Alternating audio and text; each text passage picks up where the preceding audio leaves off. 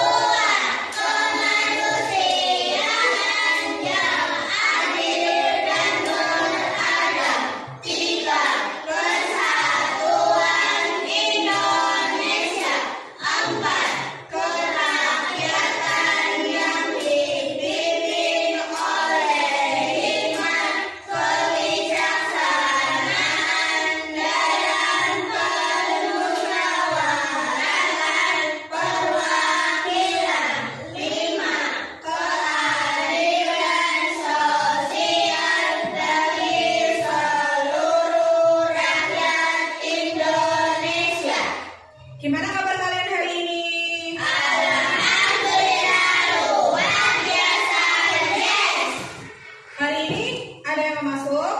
Ada. Masuk semua ya? Oke. Hari ini sebelum memulai pembelajaran ya, kalian harus semangat. Untuk membangkitkan semangat kalian, kita tepuk semangat terlebih dahulu. Tepuk semangat.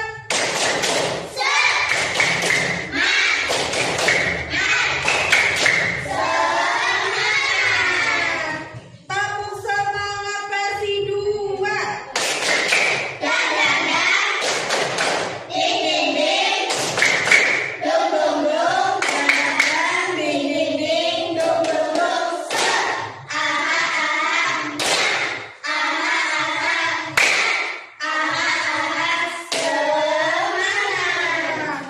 Tepuk anak soleh.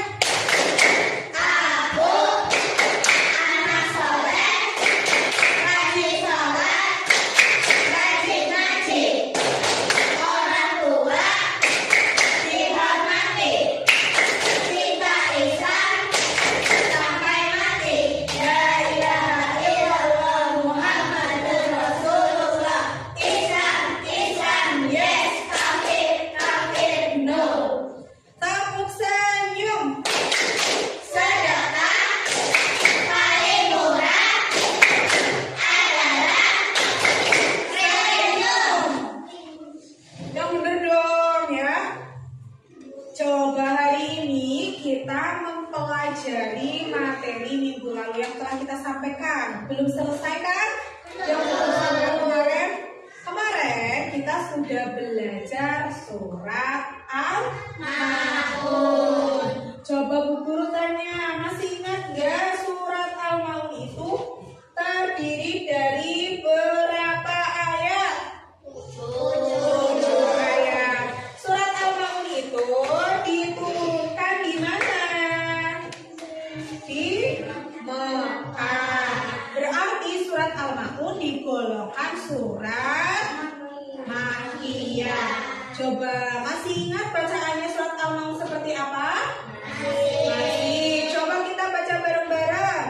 A'udzu billahi minas syaitonir rajim. Bismillahirrahmanirrahim.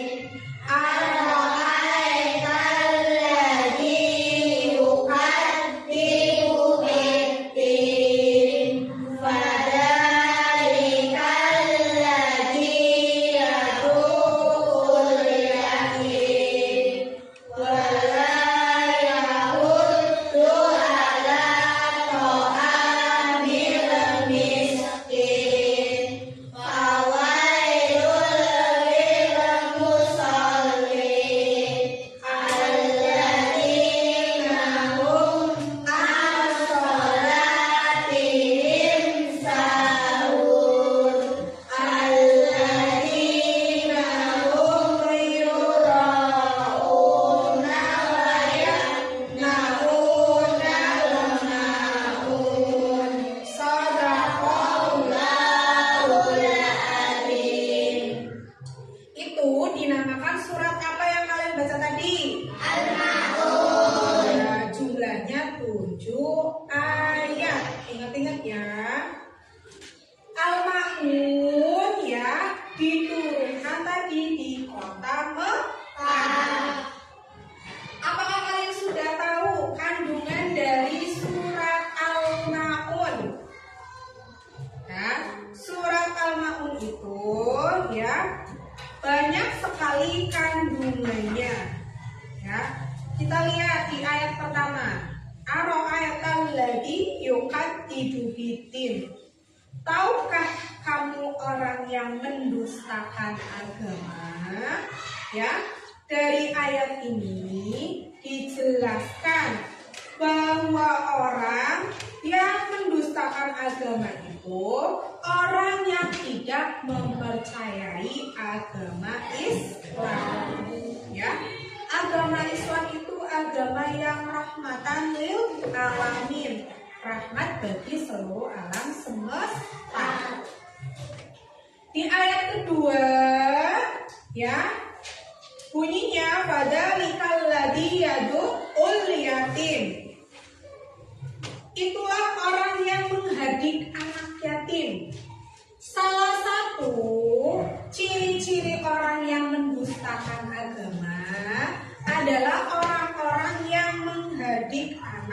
yatim. Kenapa menghardik anak yatim itu tidak diperbolehkan? Ya, karena anak-anak yatim itu kan anak-anak yang memerlukan kasih sayang, yang memerlukan perhatian, yang memerlukan bimbingan, yang memerlukan arahan dari orang-orang sekitar. Ya, coba kita harus bisa memposisikan, karena Bu Guru sudah mengalami ya, karena Bu Guru anak yatim juga, dulu ditinggal ayahnya itu ketika Bu Guru kelas 2 SMP. Berarti kan Bu Guru menjadi anak yatim yang ditinggalkan oleh ayahnya meninggal. Gimana keadaan seperti itu? Bu Guru yang Bu Guru rasakan apa? Bu Guru merasa kesepian karena tidak memiliki sosok figur ayah. Lihat teman-temannya kalau sekolah diantarkan sama ayahnya. Bu Guru enggak sendiri sama teman-temannya. Ya, jadi dari situ saja sudah kelihatan bahwa sosok anak yatim itu memerlukan figur seorang ayah. Lalu, kenapa kita nggak boleh menghardik anak yatim? Ya, karena anak yatim itu masih membutuhkan ya bantuan kita, uluran tangan kita. Apalagi anak yatim yang kekurangan ekonomi. Bagaimana ketika kita menghadapi anak-anak yatim yang kekurangan ekonomi? Di lingkungan sekitar kamu ada anak yatim yang kekurangan ekonomi, berarti harus kita bantu, kita support dengan cara apa? Yang pertama, kalau kita memiliki harta yang berlebih, harta kita itu ya dibelanjakan untuk tadi berinfak, bersedekah. Ya, setidaknya misalkan anak yatim itu memerlukan sembako, karena kamu memiliki uang yang berlebih, ya kamu sedekahkan. Dia kelaparan kondisinya, berarti harus berbagi ya. Lalu apa lagi ya? Misalkan anak yatim tersebut ya memerlukan pendidikan, dia putus sekolah. Dan orang-orang sekitar itu juga harus bisa membantu. Misalkan dengan cara membelikan seragam, dengan cara membiayai sekolah mereka di gotong royong bersama. Itu kan menjadi tanggung jawab lingkungan anak yatim tersebut kan. Makanya kita nggak boleh menutup mata ya. Kita harus melihat di samping kita itu masih banyak orang-orang yang kekurangan. Ya, jangan kalian itu ya merasa ketika kalian sudah memiliki semuanya, harta yang berlimpah kaya raya, yang ditimbulkan itu ria, sombong, pamer. Malah ketika melihat anak yatim itu kalian itu mengejek, menghina. Ya, anak yatim yang memiliki orang tua, pantas mau jajan aja susah. Nah, kalian tidak boleh bersikap membuli seperti itu, ya. Karena keadaan anak yatim itu juga mereka tidak menginginkan hal tersebut. Apakah ada anak yang menginginkan orang tuanya meninggal? Tidak kan? Pengennya anak itu kan orang tuanya tuh panjang umur, ya sehat walafiat, bisa menemani anak tersebut sampai masa depannya itu tercapai, cita-citanya bisa dicapai, terwujud sampai sukses. Itu kan cita-cita seorang anak kan, ingin membahagiakan kedua orang tuanya.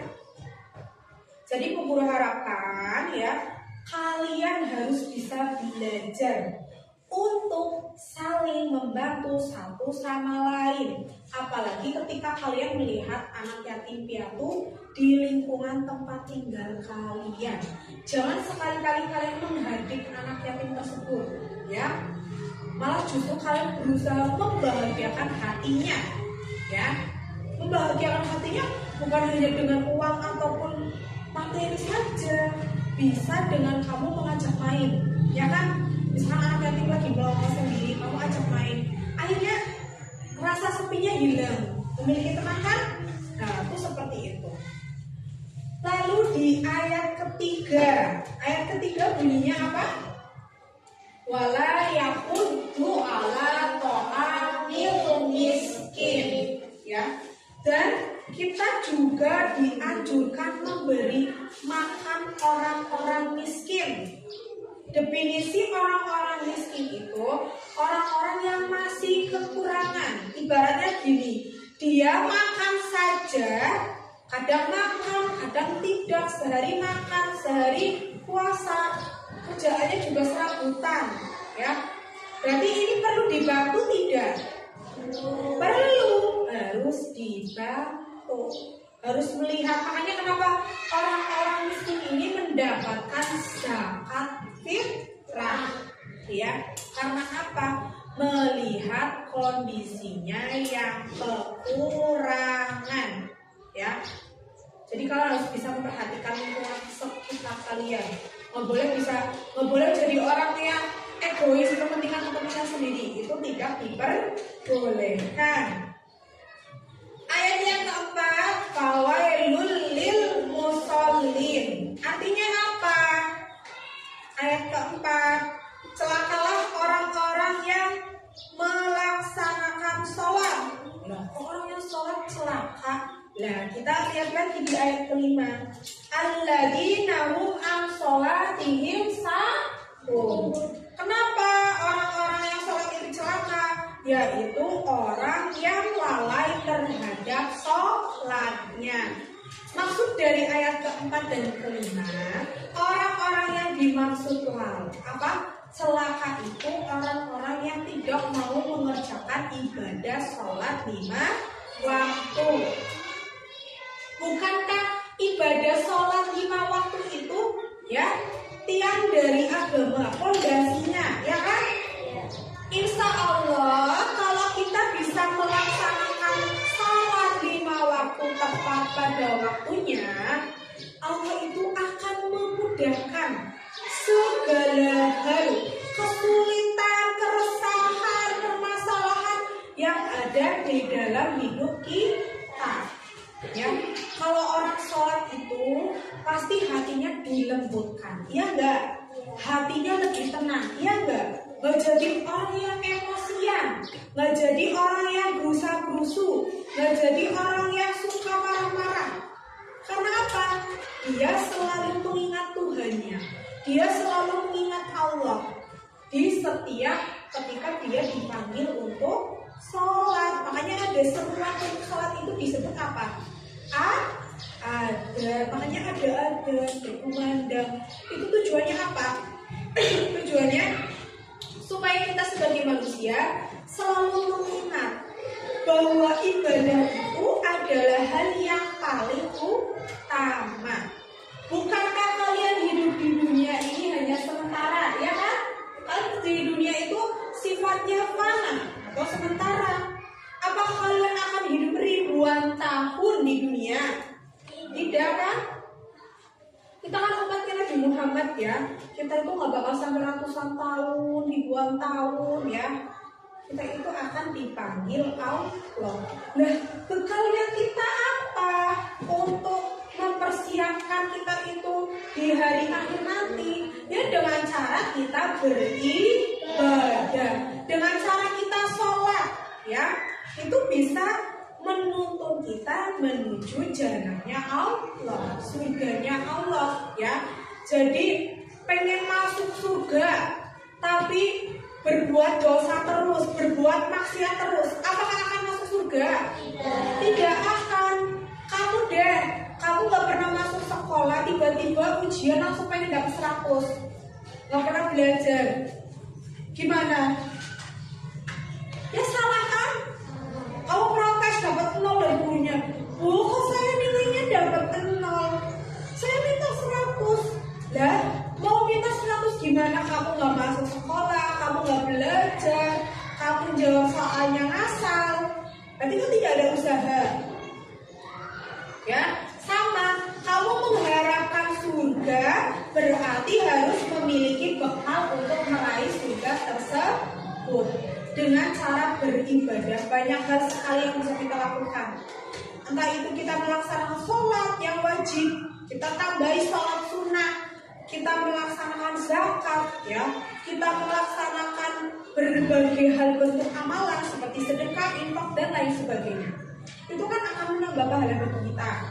Tapi kalau kita selalu setiap hari yang ada itu kita selalu berbuat salah, berbuat buruk kepada orang lain, percuma tidak? Percuma, ya. Lalu apa lagi? Ayat yang ke-6. Alladzina hum yuraun. Dan enggan menolong dan yang orang yang berbuat ria. Lah, orang-orang yang berbuat ria juga sama, ya. Berarti orang yang tidak memiliki rasa empati. Misalkan kalian hidup di lingkungan orang-orang yang tidak punya, kamu hobinya pamer atau bahasa sekarang itu flexing, ya, pamer kemewahan, pamer kekayaan. Sedangkan kamu melihat orang-orang di sekitar kamu itu membutuhkan bantuan, harusnya kamu itu bisa mengikuti hal tersebut, jangan dipamerkan, tapi disimpan, ya. Dan kamu bisa mengulurkan tangan kamu untuk membantu orang-orang yang kekurangan. Lalu ayat yang ke-7, wayang naun dan orang-orang yang enggan menolong dengan barang yang berguna. Maksudnya gimana? Misalkan kita mau menolong orang, kamu misalkan ya, ada orang yang kelaparan, kamu memiliki nasi, tapi nasinya basi, dikasih pantas tidak hal tersebut? Tidak, itu kan sudah nggak berguna kan? Sudah nggak berguna kan? Ya, kamu ketika memberikan bantuan kepada orang lain, kamu lihat, misalkan ada orang yang terkena bencana alam, rumah mereka lenyap, lalu mereka nggak memiliki baju, ya hanya yang ada di badan mereka. Kalian nyumbang, dan pakainya kalian sumbang kan udah sobek semua. Gimana? Itu pantas nggak?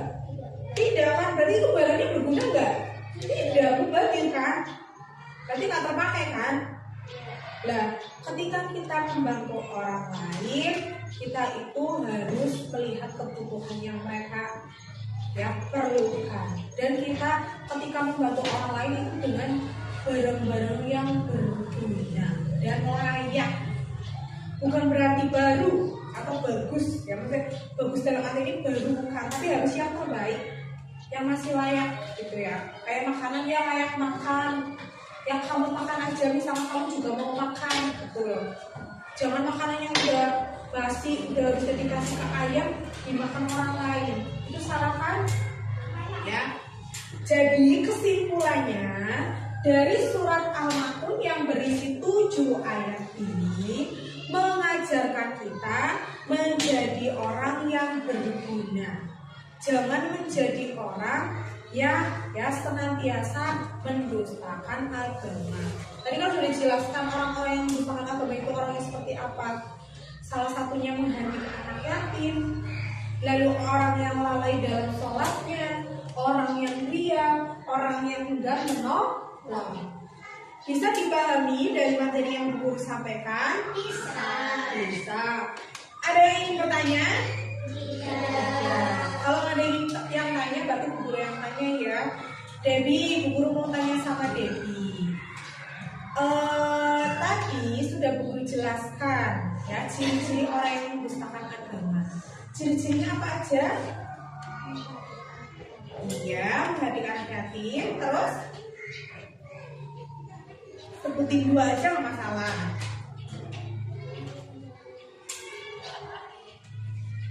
Orang yang dalam sholatnya. Tuh. Coba Bu Guru tanya mau sama Adit. Adit, surat Al-Ma'un itu terdiri dari berapa ayat ya? 7 ayat. Berarti digolongkan surat apa ya? Al-Ma'un itu Al-Fir? Iya. Berarti surat Al-Ma'un ini kalian sudah paham semua? Oke. Karena hari ini pertemuan kita sudah selesai ya, berarti ya kita akan bertemu di pertemuan selanjutnya. Nanti kalian boleh siap-siap terlebih dahulu ya. Nanti kita berdoa ya, kalian pulang.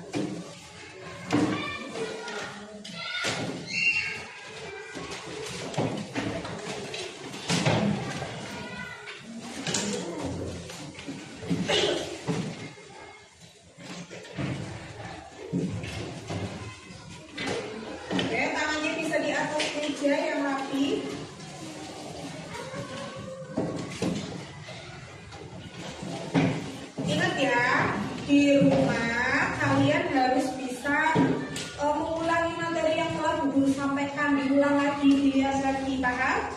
Oke. Sekarang tangannya di atas meja, duduk yang rapi. Di tempat duduk, syakra berdoa dimulai.